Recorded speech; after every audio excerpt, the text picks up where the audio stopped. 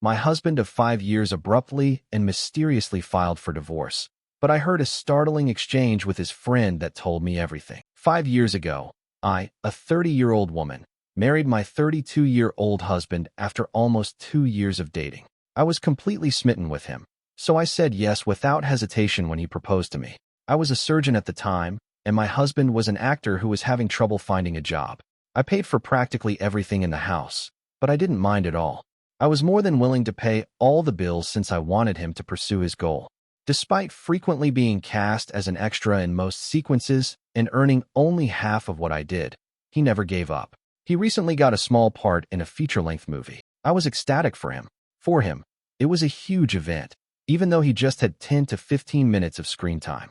Everything appeared to be going well, and in a few weeks, they were set to begin filming for his part. But 5 days ago, my husband unexpectedly served me with divorce papers, and my entire world came apart. I was caught completely off guard. I didn't think he would ask me for a divorce. I thought he felt the same way about me as I did about him. Everything happened so quickly. When I asked him why, he said he no longer felt the same way about me. He claimed that now that he was at last receiving serious offers, he wanted to focus more of his time and efforts on his work.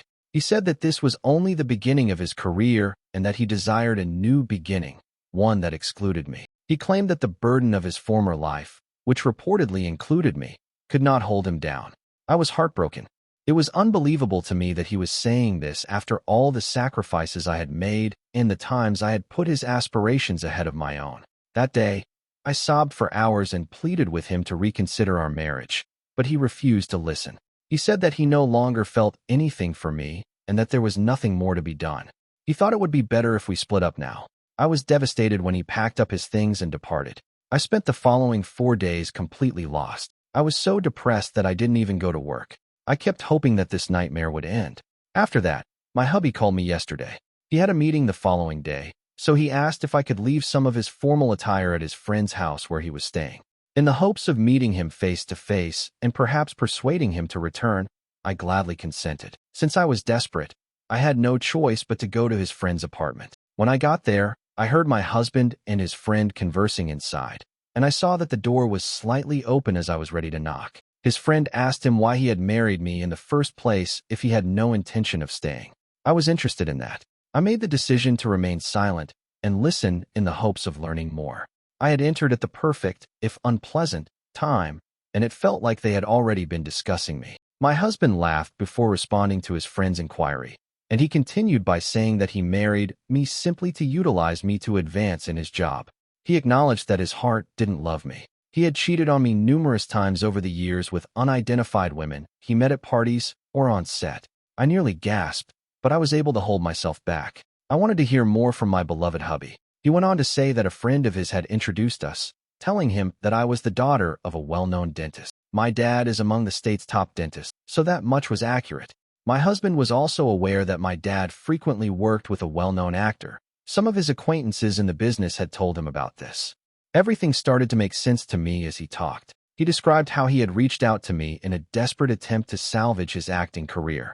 It was only a plus that I was rich and, in his opinion, easily influenced. He claimed to love me for 5 years while he waited for a chance to meet my dad's well-known customer. About 5 months ago, at my dad's 50th wedding anniversary celebration, that chance presented itself. Many of my dad's acquaintances, including his most well-liked customer who was also a close friend, were invited.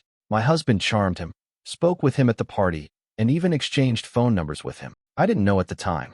Due to his hectic schedule, my dad's customer was only at the party for approximately 30 minutes. But within that brief period, my husband was able to get his number. Even though I hate him today, I must admit that when my spouse feels like it, he can be very charming. I wasn't shocked that he was able to pull it off, but I was surprised to learn that my husband had spent 5 years of our life together causing me unspeakable heartache, all for his own self-serving ends. And to top it all off, I helped him get his current position.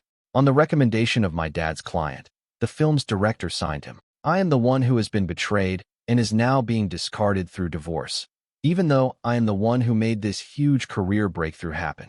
At that moment, I wanted to go in and give him a face punch, but I controlled myself. I made my way back to my car on foot and drove home.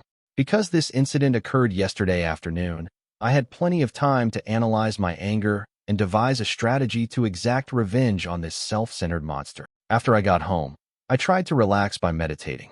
I was enraged and worried that if I didn't manage my emotions, I might physically harm him. I made every effort to divert my attention and devise a scheme to ruin him. One of my first ideas was asking my dad for the actor's number, calling him, and insisting that my husband be removed from the movie. But since it was a professional issue, I wasn't sure if it would work or if my viewpoint would be taken seriously. I've known my dad's client since my undergraduate days. He knew me much better than he knew my husband, even though we weren't really close. After speaking with my parents, I finally thought it was worth a shot and gave him a call in the evening. I hadn't notified anyone about the divorce yet, not even my family, because I thought there was still a chance to make things better.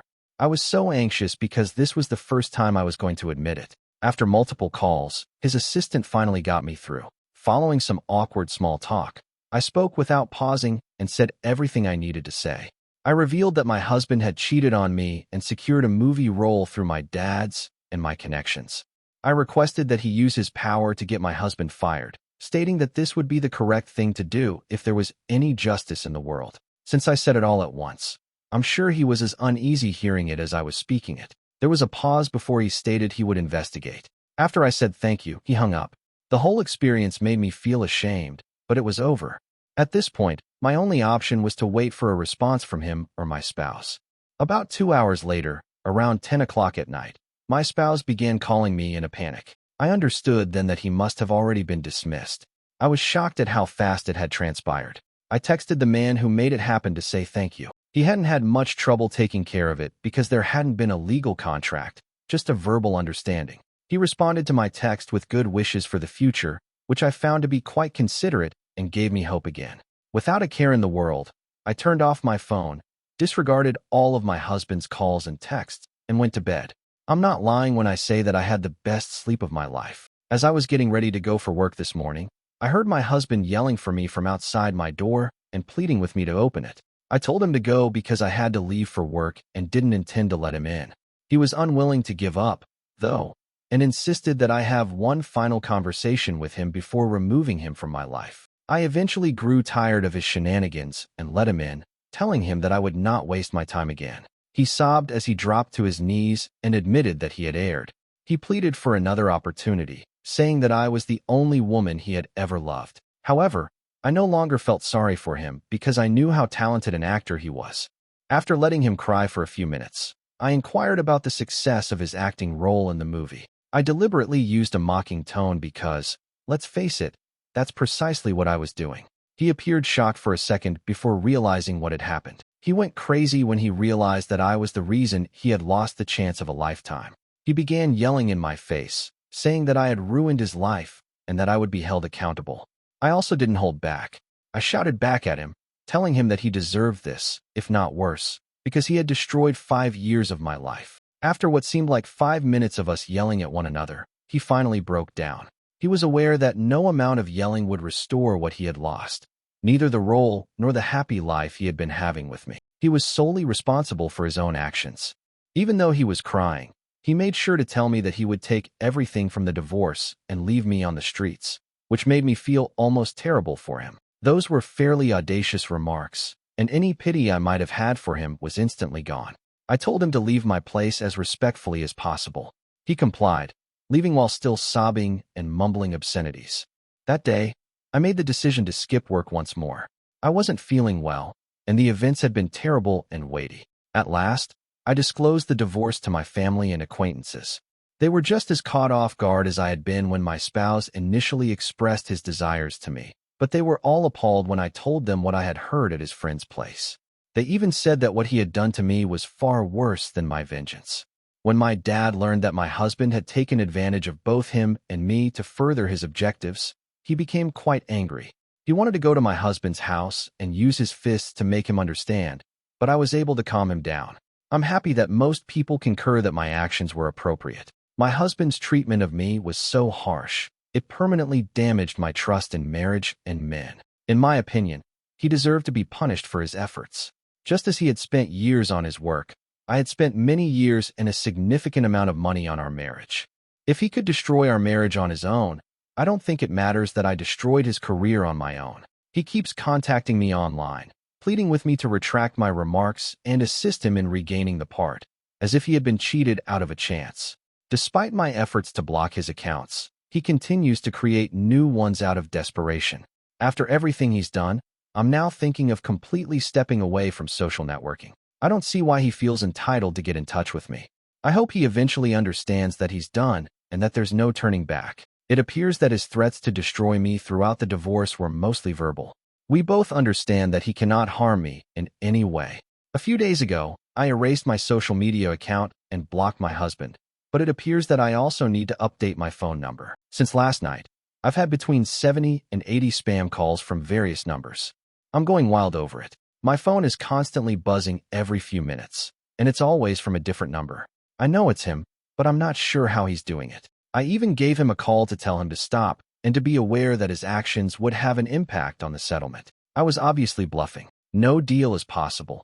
I was attempting to use it as leverage to get him to quit pestering me, even though I owe him nothing. He was adamant about denying any role in the calls, though his voice made it clear to me that he was lying, which only made me feel more irritated.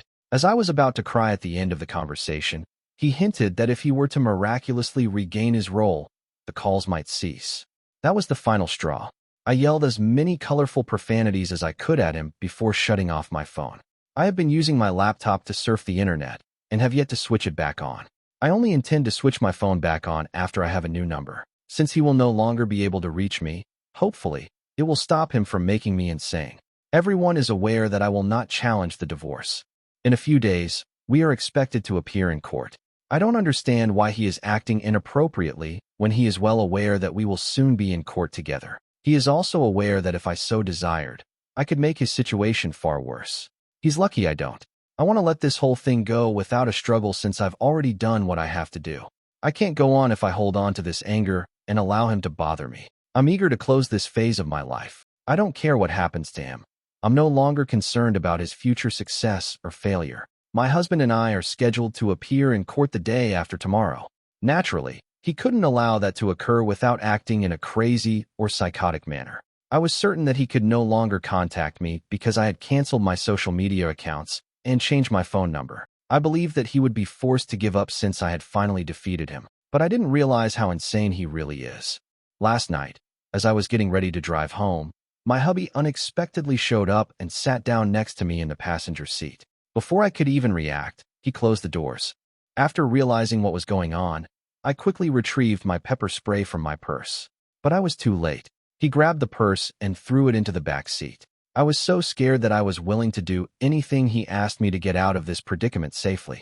It became even more frightening when he spoke to me in a calm manner. He stated that he didn't want much, just for me to call my dad's actor client, retract my statement, and make sure he was given his role back. I pretended to agree, telling him that in order to make the call, I required my phone out of my handbag. Now, my hubby is definitely stupid, but I'm not. When he gave me the handbag, I immediately reached for my pepper spray and sprayed him with half of it at once. His condition was much worse than mine, which was watering and stinging horribly. He was having trouble breathing, spluttering, and coughing. I pulled him out of the car, unlocked the doors, and drove off, leaving him coughing on the ground. I had only made it out of the parking lot and a few yards from my place of employment before I had to stop. I realized I couldn't drive home in my current state of vision impairment, so I got out of my car. Fortunately, a taxi arrived, and the driver appeared to be a friendly individual. After seeing something was strange, he volunteered to drive me to the closest police station. Without hesitation, I agreed. The 2 hours that followed were a haze. After what had transpired in the parking lot, I was still in shock. Although I had always known my spouse was insane, this was much more than I had anticipated. It was difficult to accept that after 5 years of a happy marriage, this man was suddenly causing me to suffer through this nightmare. Fortunately, he was taken into custody. Because of his condition, he had been unable to leave the parking lot. His face was still red and a little puffy when they took him to the station. The fact that he was in pain made me happy. I left the station after pressing charges, but I went to my parents' house instead of home.